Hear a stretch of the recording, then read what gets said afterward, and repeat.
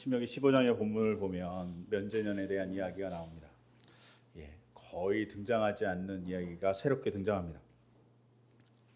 근데 이 얘기를 듣다가 보니까 이런 생각이 들었습니다. 인간은 욕구를 가진 생명체가 아닌가 생각해 봤습니다. 인간은 모두 욕구를 갖고 있어요. 그리고 이 욕구를 가진 인간에 대해서 잘 설명한 사람이 메슬로우라는 사람입니다. 메슬로우라는 사람이 인간은 5가지의 욕구가 있다고 생각하고 이게 발달 단계를 가진다고 생각했어요. 그래서 가장 먼저 욕구는 생리의 욕구입니다. 먹고 자고 있고 하는 생리의 욕구입니다. 이 생리의 욕구가 충족되면 그 다음에 생기는 욕구가 안전에 대한 욕구라고 생각했습니다. 그래서 주거를 형성하고 환경을 안전하게 추구하는 것이 두 번째 욕구인 안전의 욕구입니다. 그리고 이 안전의 욕구가 또 이렇게 충족되면 그 다음 욕구가 생기는데 그 다음은 사회적인 욕구예요. 그래서 누군가에게 소속되고 또래 집단을 형성하고 이런 것들을 원한다는 거죠. 소속감을 얻고 만족하게 되면 네 번째 욕구가 생깁니다. 그건 존중의 욕구예요. 즉 소속 집단에서 자기를 인정받고 싶어 하는 거죠. 명예를 얻고 싶어 하고 존중을 요구합니다. 이것이 또 성취가 되면 그 다음에 마지막에 갖게 되는 욕구가 자아 실현의 욕구라고 얘기합니다. 자기가 원하는 걸 실현하고 싶은 거죠. 그리고 메슬로우가 마지막에는 자아 초월의 욕구가 있다고 6번째 욕구를 얘기했던 걸로 제가 기억하고 있어요. 이렇게 욕구를 갖고 있는 존재가 인간이라고 얘기하는 거죠. 여러분은 어떤 욕구를 갖고 계세요?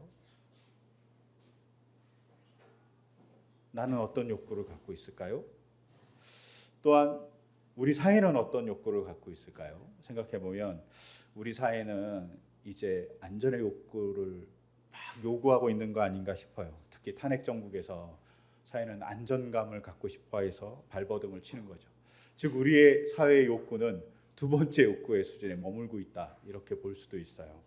이게 잘 되면 관계의 욕구, 그 다음에 존중의 욕구, 그 다음에 자아 실현의 욕구가 실현될 거라고 생각합니다. 하지만 많은 학자들은 메슬로우의 이 욕구 발달이 발달 단계에 따라서 된다고 생각하지는 않는 듯해요. 저도 그렇게 생각해요.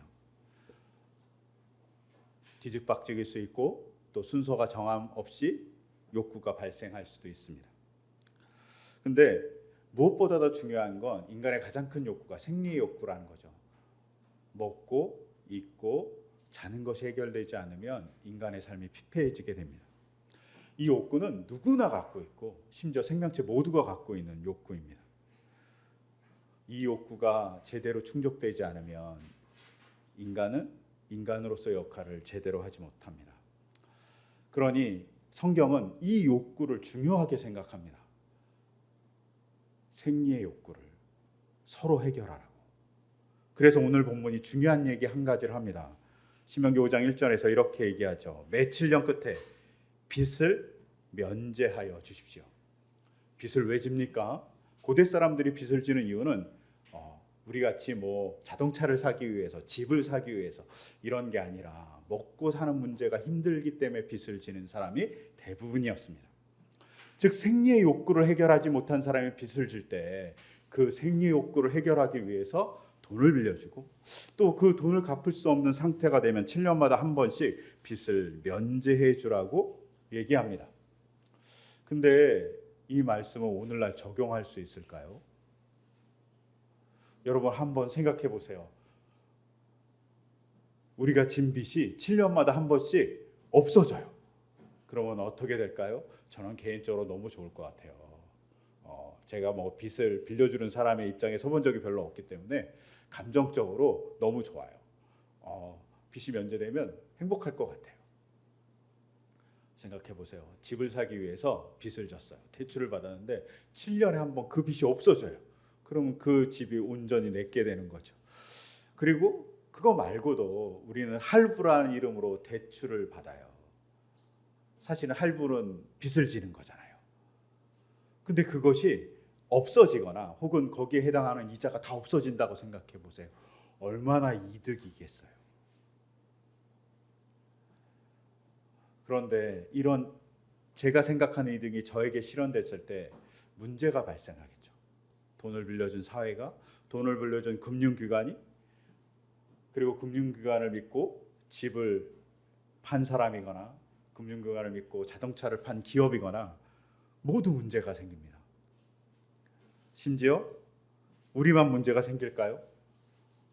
나라와 나라 사이의 관계도 문제가 생길 겁니다.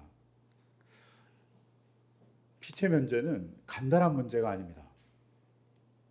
근데 이 간단한 문제가 아닌 이 문제가 오늘날만 간단한 문제가 아니라 옛날에도 간단한 문제가 아니었을 겁니다. 그러니까 학자들이 고민합니다. 심지어 이건 오랫동안 고민했어요. 그래서 이 빛의 면제에 대해서 세 가지 입장이 나왔어요. 첫째는 빛을 정말 완전히 면제해 주는 거다. 문자 그대로. 그래서 고대 사회에서 빛의 면제를 하기 위해서 차영증을 불태웠다. 뭐 이런 얘기를 하는 학자들이 있습니다. 두 번째로는 뭘 면제했을까요? 이자만 면제해 줬다라고 하는 입장이 있습니다. 그리고 세 번째는 7년째가 출애굽기나 레위기에 의하면 안식년이잖아요. 그러니 땅을 휴경해야 되고 노예를 해방해야 됩니다. 문제는 경제활동으로 할 수 없으니까 7년째는 빚을 1년 연기해 주자, 유예하자. 7년째는 돈을 안 갚아도 돼. 근데 8년째 갚아. 이렇게 얘기하는 거라고 생각하는 사람들이 있습니다. 이 세 개의 의견이 팽팽하게 맞붙고 있어요. 결론은 아직 못 내렸습니다. 결론을 내리면 속된 말로 대박이 나는 겁니다. 근데 아직까지 이 세 의견이 학계에서 첨예하게 충돌하고 있어요. 그런데 그러면 저는 뭘 선택할 거냐 이렇게 물어보면 저는 개인적으로 제 감정적 저의 삶의 자리를 보고 선택하는 것 같긴 하지만 저는 완전한 빛의 면제를 얘기하고 있다고 생각합니다.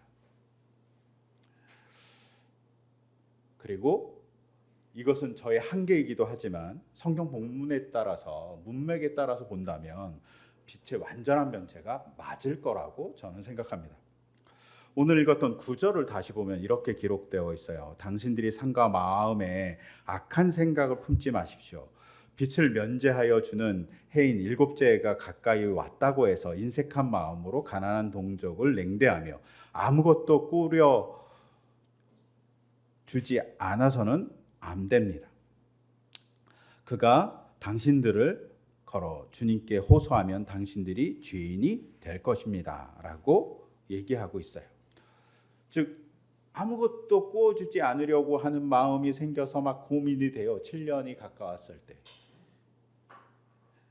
그 마음을 뭐라고 표현하냐면 악한 마음이라고 표현하고 있어요.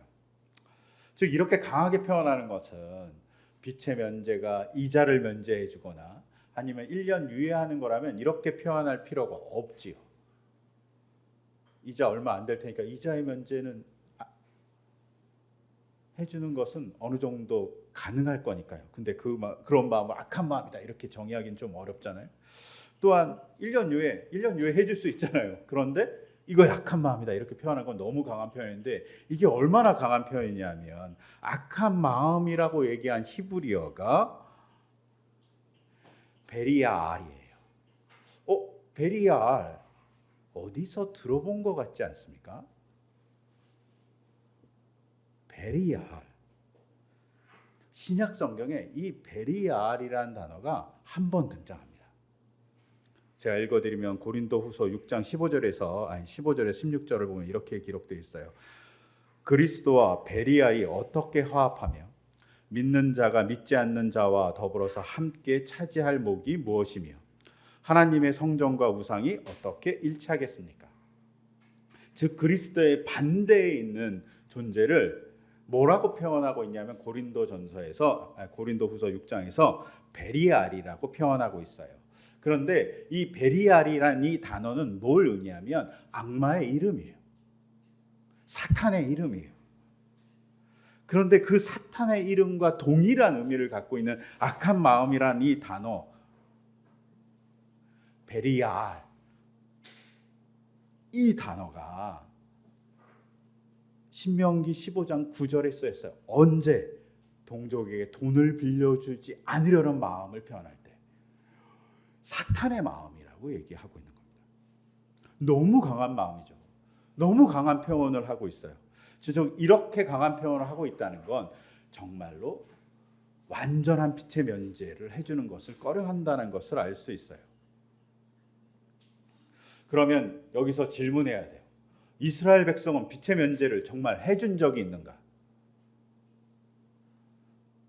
그리고 그런 시도를 해서 어떤 일들이 있었는가 이렇게 질문해 봐야 돼요. 구약 성경을 쭉 찾아보면 빛의 면제를 해준 것이 잘 등장하지 않습니다. 또한 빛의 면제랑 쌍을 이루고 있는 노예 해방이 있었는데 노예 해방도 잘 해주지 않아요. 특히 신명기의 영향을 받은 예언자들이 몇 명 있는데 그 중에 대표적인 사람이 호세아하고 대표적인 사람이 예레미야예요. 근데 예레미야 34장에 놀라운 이야기 하나가 등장합니다. 바벨로니아가 이스라엘을 침공했습니다. 시드기야 왕 때. 시드기야 왕이 유다의 마지막 왕이에요. 그리고 남아있는 성이 딱 2개밖에 없어요. 그 정도로 황폐하게 돼서 이제 풍전등화에 남유다가 딱 목전 앞에 서 있어요. 그런데 예레미야가 그때 시드기야 왕한테 뭐라고 얘기하냐면 노예를 해방하십시오. 하나님의 말씀입니다. 라고 얘기합니다. 그러자 시드기야 왕이 정말로 백성들을 모아놓고 노예를 해방하자고, 그럼 우리 하나님 우리를 구원해 준다고 예레미야가 얘기했습니다. 얘기하면서 백성들의 동의를 받아요. 그리고 정말로 노예를 소유하고 있던 관리들과 고관들, 귀족들이 노예를 해방해 줍니다. 문제는 해방한 다음이에요. 해방하고 났더니 너무 불편해. 그러니까 다시 다 잡아옵니다. 그리고 다시 노예로 부려요. 그러자 하나님이 분노하십니다. 그리고 예레미야 34장 17절에 하나님이 이렇게 얘기합니다.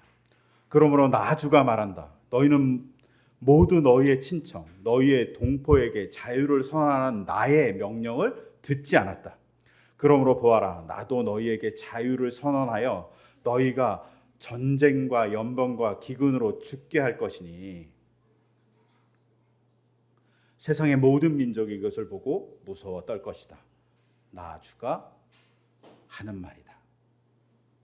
즉 이스라엘 백성이 왜 망했냐면, 남유다가 왜 망했냐면 노예 해방법을 지키지 않았기 때문에 망했다고 예레미야서는 얘기하고 있는 거예요.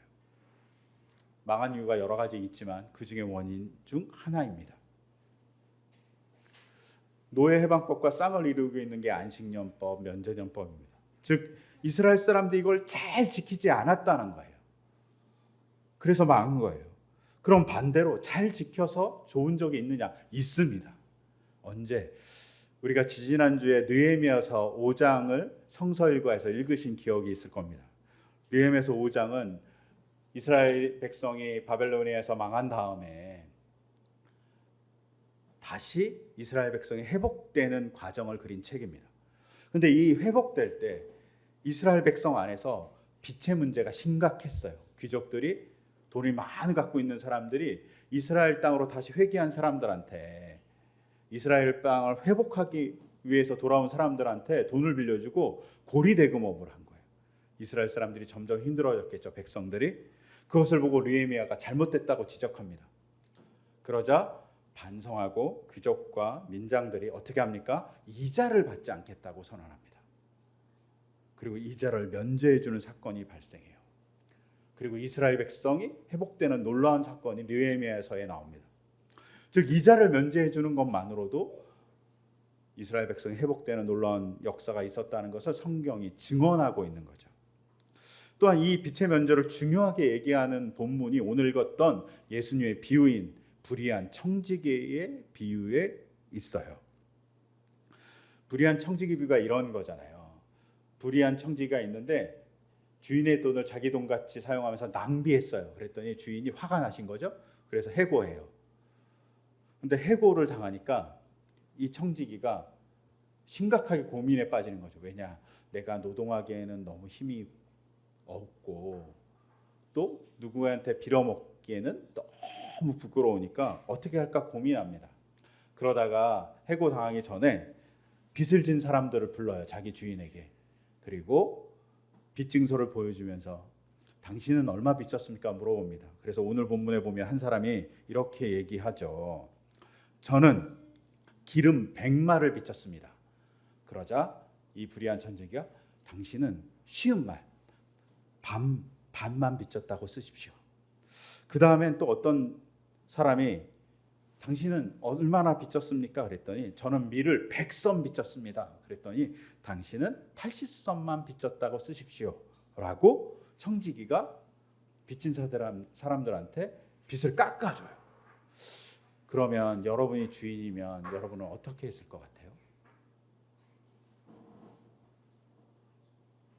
여러분이 갖고 있던 돈을 빌려줬는데 아니면 곡식을 빌려줬는데 기름을 빌려줬는데 종이 자기 마음대로 막 깎아.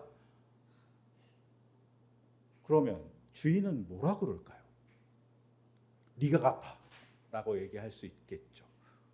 네가 무슨 권한이 있어서 깎아줘 이렇게 얘기할 수 있지 않겠습니까? 그런데 성경 본문은 놀랍게도 뭐라고 얘기하냐면 그 주인은 그 불의한 청지기를 칭찬했다고 되어 있어요. 뭐라고 칭찬했냐면 슬기롭다고. 정말 이상하지 않습니까? 내 재산을 손해를 입혔는데 그 불의한 청지기에게 빚을 네가 대신 갚아라고 얘기하는 것도 아니고 네가 잘못했다고 훈계하는 것도 아니고 칭찬을 한다는 겁니다. 그것도 슬기롭다고. 이것을 지혜의 전통에서 보면 지혜는 뭡니까? 하나님의 말씀을 실천하는 것을 지혜라고 얘기해요. 만약 지혜가 하나님의 말씀을 실천하는 거라면 불의한 청지기는 하나님의 말씀을 실천하는 행동을 한 게 됩니다. 자기의 의도는 아니지만 하나님의 말씀을 실천해서 빚을 면제해 주는 일을 한 거죠. 그렇게 했으니 어떻게 하나님의 말씀을 따라가는 주인은 칭찬하는 겁니다. 네가 하나님의 말씀을 잘 실천했구나. 예수님의 비유 속에서 이것을 암묵적으로 볼 수 있어요. 즉 빚의 면제는 중요한 일이라는 것을 예수님도 얘기해요. 그럼 빚의 면제가 아주 중요한 일이에요. 근데 제가 설교 처음에 얘기했듯이 우리 사회에서 빚의 면제를 잘못하면 사회 전체는 붕괴되고 맙니다. 사회를 뜯어 고치던가 뭐 이래야 되는데 그건 쉽지 않잖아요. 그럼 우리는 어떻게 할까요? 이것에 빚을 던져주는 게 있습니다. 이것에 해석의 빚을 던져주는 것은 면제년이라는 것에 있습니다. 왜냐? 출애굽기와 레위기에서는 면제년을 다르게 불러요. 뭐라고? 안식년이라고 부릅니다. 근데 이때는 뭘 합니까? 빚의 면제를 하지 않고 땅을 휴경시켜요. 땅을 쉬게 하는 거예요. 그런데 신명기 본문에는 안식년을 면제년이라고 하고 땅의 휴경에 대한 얘기가 존재하지 않아요. 그러면 추측이 두 가지로 갑니다. 신명기는 땅의 휴경을 당연시 여기거나 아니면 땅의 휴경을 없애버렸거나. 저는 개인적으로 두 번째, 땅의 휴경을 언급하지 않는 게 신명기의 입장이라고 생각해요. 그 대신 뭘 얘기하냐? 빚의 면제를 얘기하고 있다고 생각해요. 왜냐? 땅을 소유하지 못한 사람이 너무 많았기 때문입니다. 땅을 소유한 사람들이 대부분이면 땅의 휴경이 안식년의 규정일 수 있지만 땅을 소유한 사람이 너무나도 많으면 소유하지 못한 사람이 너무나도 많으면 휴경은 공동체에게 별로 하나님의 말씀을 실천하는 중요한 수단이 되지 않습니다. 즉 빚의 면제가 훨씬 더 안식년의 정신을 실천하는 데 중요한 입장이라는 것을 신명기의 시대는 얘기하고 있는 거죠. 그러면 여기서 우리가 생각할 것, 신명기는 어떤 시대의 산물이냐는 겁니다. 신명기란 책을 언제 발견했다고 생각하냐 하면 요시야 왕 때 발견했다고 생각해요. 열왕기 하 22장 8절에 보면 hil기야라는 대제사장이 요시야 왕한테 왕이시여 우리가 성전에서 율법책을 발견했습니다 하고 들고 왔습니다.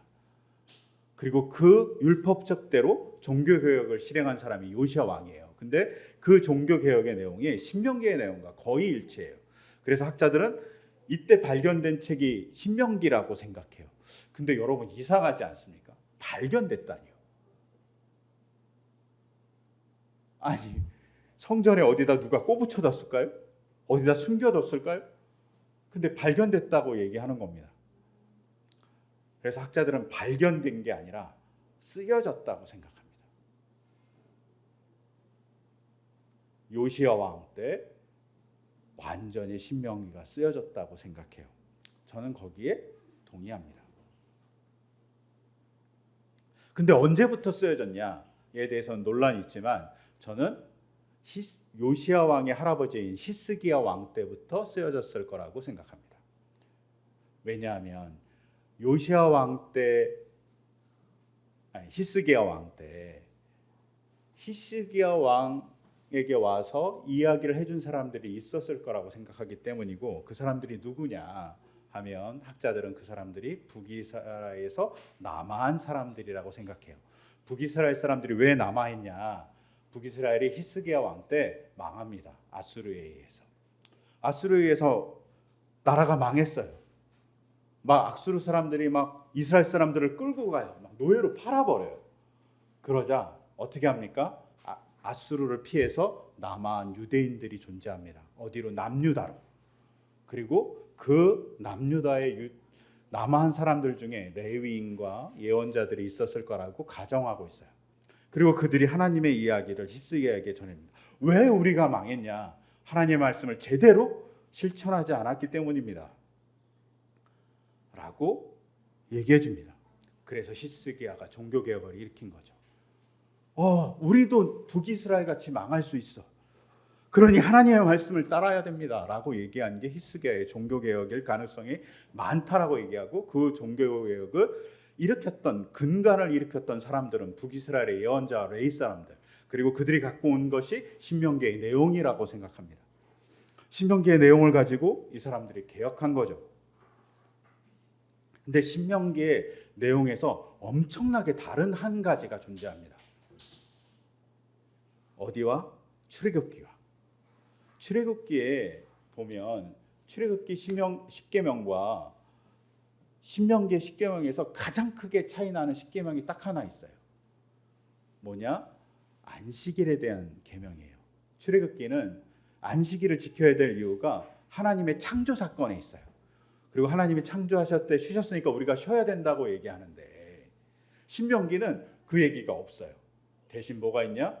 이스라엘 백성이 이집트에서 하나님의 능력으로, 하나님의 역사로 탈출하게 되었기 때문에 너희가 안식을 지켜야 된다라고 얘기합니다. 엄청난 입장 차이죠. 안식을 해야 되는데, 하나님이 쉬셨기 때문에 안식하는 건 이해가 되는데, 신명기는 뭐라고 얘기하냐면 안식을 너희가 해방을 얻었기 때문에 안식해야 돼라고 얘기합니다. 논리적으로 안 맞죠. 근데 신명기 사람들은 안식을 뭐라고 생각하냐? 노예로서의 삶에서, 쉼이 없는 삶에서 안식을 취한 해방을 얻는 것이 바로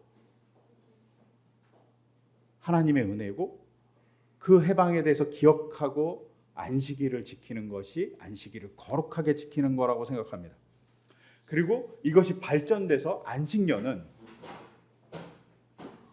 쉼의 휴경의 목적에 있지 않고, 방법에 있지 않고, 안식년은 누군가를 해방시켜주는 데 있어요. 누군가를 해방시켜주는 것. 그 중에 어떤 사람들이냐? 땅이 없고 가난한 사람들을 해방시켜주는 데 방점이 있어요. 왜? 북이스라엘에서 남아했잖아요. 그러니까 돈이 없어요. 북이스라엘에서 남아했으니 자기가 갖고 있는 재산이 없어요. 남유다에서 살아가는 것은 정말 어려워요. 또 남유다는 왕정이 시작되면서 부자는 극단적으로 부자가 되고 가난한 자는 극단적으로 가난하면서 땅이 없던 사람들이 많이 존재했어요. 그러니 땅을 휴경해서 안식년을 지키는 게 의미가 없는 거죠. 그 대신 해방을 주는데 의미가 있어요. 빛에서의 해방. 그것이 진짜 쉼을 주는 거예요. 그러니까 신명기의 저자들은 하나님의 쉼을 획득하기 위해서 뭐가 제일 중요하냐? 바로 빛의 면제를 하는 것이 가장 중요한 일입니다. 라고 새로운 해석을 들고 나온 겁니다. 이 새로운 해석이냐? 아니, 하나님과의 관계에서 얻은 해석이죠. 그럼 우리에게 다시 질문해야 돼요. 뭘 질문해야 되냐? 누군가에게 쉼을 주기 위해서, 하나님의 안식을 주기 위해서 우리는 어떻게 행동해야 되냐? 신명기의 저자들은 그것을 해방의 사건으로 봤어요. 노예에서의 해방, 그리고 빛의 억압에서의 해방이 곧 억압받는 자를 쉼이 있는 삶으로 인도한다라고 보았어요. 우리도 마찬가지예요. 그러면 우리는 안식의 쉼을 어떻게 줄 수 있냐는 겁니다. 이것의 단초를 제공하는 게 오늘 읽었던 본문에 나와요. 오늘 읽었던 본문을 좀 넘어가서 12절에 나와요. 12절을 제가 읽어드리면 이렇게 되어 있어요. 당신 동족 히브리 사람이 남자든 여자든 당신들에게 팔려와서 엿새 동안 여섯 해 동안 당신들을 섬겼거든 일곱째 해에는 그에게 자유를 주어서 내보내십시오 라고 되어 있어요.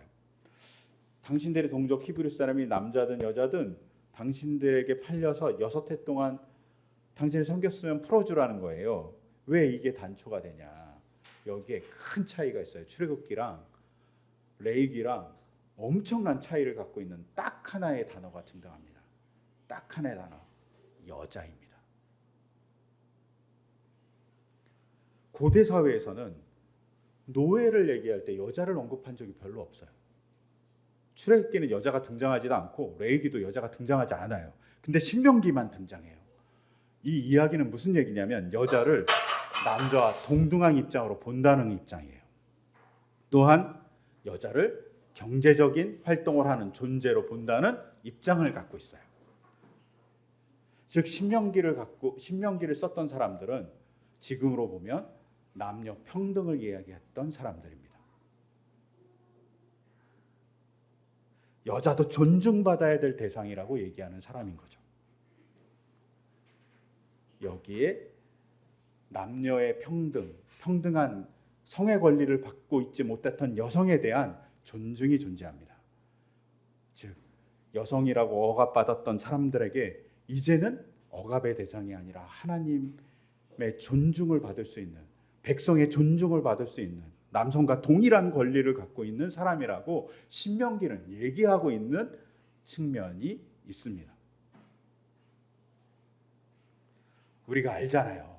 예수님 당시에도 여자들은 인원수에 들어가지 않았어요. 그런데 신명기는 여자를 인원수에 포함시키는 거예요. 그 정도로 여자를 존중합니다. 즉 여성 해방을 하고 있는 거죠. 즉 신명기가 갖고 있는 중요한 해방의 단초를 여기서 볼 수 있어요. 우리 삶에서 어떻게 해야 되는지. 빚의 면제는 단순히 돈을 갚지 않아도 돼라는 게 아니라 해방시켜주는 데 목적이 있어요. 억압으로부터. 즉 우리가 이 땅에 갖고 있는 어려움을, 이 땅에 갖고 있는 억압, 이 땅에 갖고 있는 불평등으로 인해서 어려운 삶을 살고 있는 사람을 해방시켜주는 일이 바로 쉼을 주는 일이고, 그것이 안식년을 지키는 일이고 안식일을 거룩하게 해주는 일이라고 얘기하고 있는 겁니다. 그러면 우리 삶에서 억압받고 있는 게 뭘까 생각해 볼 필요가 있죠. 저는 아이들이 억압받고 있다고 생각해요. 어디서? 게임에서.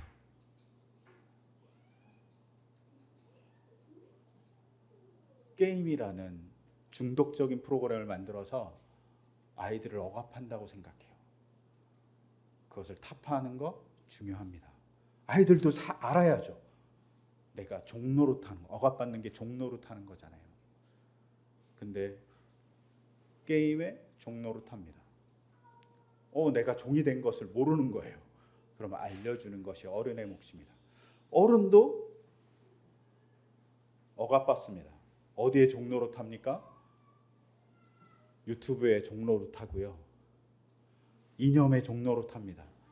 여기서 구해줘야 됩니다. 최근 극우 개신교에 대한 얘기가 많이 나오고 있어요. 그래서 막 폭력을 행사하고 법원에 가갖고 폭력을 행사했어요. 이들은 이념에 억압당한 사람들입니다. 이념의 노예니까 해방시켜줘야죠. 또한 우리가 감정의 노예일 때도 있습니다. 감정의 노예가 되면 내 감정 마음대로 폭력을 행사합니다. 그것을 위해서 어떻게 해야 됩니까? 상담을 하고 들어주고 이야기해 주는 것이 우리가 가져야 될 해방의 자세입니다.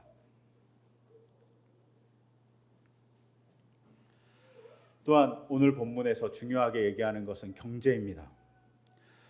여러분, 경제라는 얘기하면 옛날에 유명한 말이 있어요. 미국 선거에서 경제라는 말에서 중요한 화두가 됐던 게 바보야, 문제는 경제야 라고 얘기했던 슬로건이 있어요. 이것 때문에 대통령이 당선했어요. 이 얘기를 한 사람이. 근데 여러분, 경제가 무슨 뜻입니까? 경제라는 단어는 경세재민의 준말이에요. 제가 알기에. 경제는 그냥 이렇게 돌아가는 돈을 돌아가는 것을 얘기하는 것이 아니라 경세재민의 준말이에요. 그럼 경세재민은 무슨 뜻이냐? 경은 지날 경이고 세는 세상 세자고 재는 건너갈 재자고 민은 백성 민자예요. 그래서 이것을 풀이하면 세상을 다스려서 백성을 구제한다라는 뜻이에요. 즉 경제는 그냥 돈이 움직이는 거예요 라고 얘기하는 것이 아니라 경제는 세상을 잘 다스려서 백성을 구제하는 일이에요. 즉 성경에서 지금 신명기에서 얘기하고 있는 가난한 자가 없게 하는 일인 거예요. 그러면 우리가 해방을 주는 일, 그래서 뭘 해야 됩니까? 가난한 자를 없게 하기 위해서 세상을 잘 다스리는 사람을 뽑는 거에, 선거하는 거에 기독교인들이 고민해야 합니다. 그냥 내 이익을 위해서, 내 이념을 위해서 투표하는 것이 아니라 성경이 얘기하는 삶대로 살려면 가난한 자들을 구하기 위해서 나라를 다스릴 것을 고민하는 사람, 그 사람을 뽑는 게 기독교인의 자세입니다. 각각의 가치관에 따라서 다르겠지만 그것을 가지고 정치와 문화와 경제를 바라보는 것이 기독교인의 자세라고 오늘 얘기하고 있는 거예요. 근데 자꾸 이념 따라가면 안 된다는 거예요. 진보든 보수든 마찬가지입니다. 단순히 부를 축적하기 위한 맹목에서 해방되는 것 또한 우리가 가져야 돼요. 제가 SNS가 엄청나게 지금 우리의 삶을 침투했잖아요. 근데 SNS에서 제일 불만 하나가 있어요. 그게 뭐냐면 자랑입니다. 그 자랑이 누군가에게 아픔을 줍니다. 박탈감을 줍니다. 우리가 그런 문화를 거부하는 것도, 그런 문화를 덜 향유하는 것도 중요합니다. SNS에서 소통하는 거 중요하지만 그것이 자랑거리가 되는 것은 마음 아픕니다.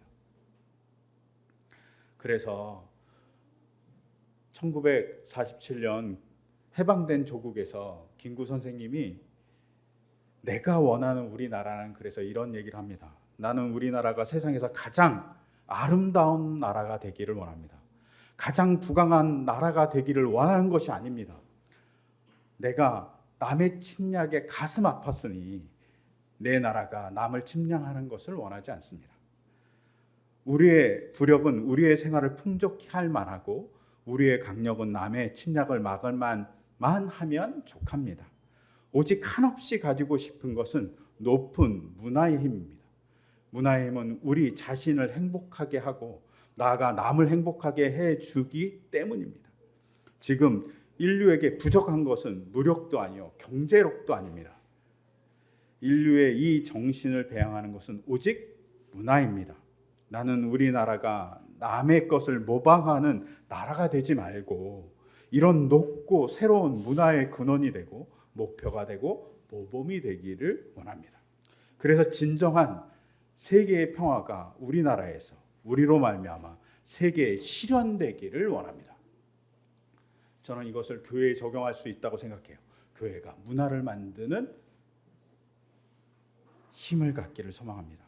어떤 문화? 사람들에게 해방을 주는 문화. 그 해방이 힘을 주는, 해방을 주는 문화를 만들어 가기를 소망합니다. 그것이 예술적인 차원에서 있을 수 있고, 누군가의 병을 가론하는 것에서 할 수도 있고, 기계를 만들어주는 일에서 할 수 있고, 또한 누군가의 감정을 건드리는 예술을 통해서도 할 수 있습니다. 혹은 강의를 통해서 할 수 있고, 공부를 통해서 할 수 있습니다. 그 해방을 만드는 것, 그것이 안식년의 정신이고 면제년을 실행하는 정신입니다. 이 정신을 제대로 할 때 기독교는 기독교가 될 겁니다. 더 이상 욕을 먹지 않고 사람들이 우리를 보고 존경할 만하다. 너희는 참 멋지다라고 고백하는 하나님의 사람들이 될 겁니다. 그런 우리가 되기를 소망합니다. 그리고 우리가 우리를 옥매었던 곳에서 주님이 해방시키기 위해서 십자가에 달리셨습니다. 율법으로 누군가를 정죄하거나 율법을 가지고 자랑하지 말라고. 그래서 갈라디아서 5장 1절에서 그리스도께서 우리를 해방시켜 주셔서 자유를 누리게 했다고 합니다. 자유를 누렸습니다. 그 자유는 해방이니까 우리도 누군가를 해방시켜주는 사람이기를 소망합니다. 그 해방의 도구가 바로 우리이기를. 그래서 면제는 심각하게 고민해서 시대에 빛을 면제하는 게 해방의 일이었다고, 출애굽기는 쉼이 해방이었다고 얘기하는 겁니다. 그 해방을 주는 우리의 삶이 되기를 소망합니다. 해방을 기독교적으로 말하면 구원입니다. 우리가 누군가에게 구원을 줄 수 있는 통로가 되기를 소망하며 이 시간 제가 기도하겠습니다. 하나님, 주님이 주신 말씀을 가지고 시대를 살아가며 심각하게 고민한 신명기를 쓴 저자들이 있습니다. 그들은 쉼을 해방으로 보았고, 해방을 주기 위해서 그 당시의 문제인 빛의 문제를 심각하게 고민함으로 면제년의 말씀을 주님께 들었고 그것을 실천하려고 노력했습니다. 주님, 이 땅에 우리 또한 다른 사람에게 쉼을 주기 위해서 심각하게 하나님의 말씀을 고민하게 하시고 실천한 방법을 찾게 하시고 하나님의 역사를 증거하는 도구가 되기를 소망합니다. 그를 통해서 하나님이 우리를 통해 영광 받기를 간절히 소망합니다. 그 소망을 가지며 이 모든 것 주 예수 그리스도의 이름으로 기도드립니다.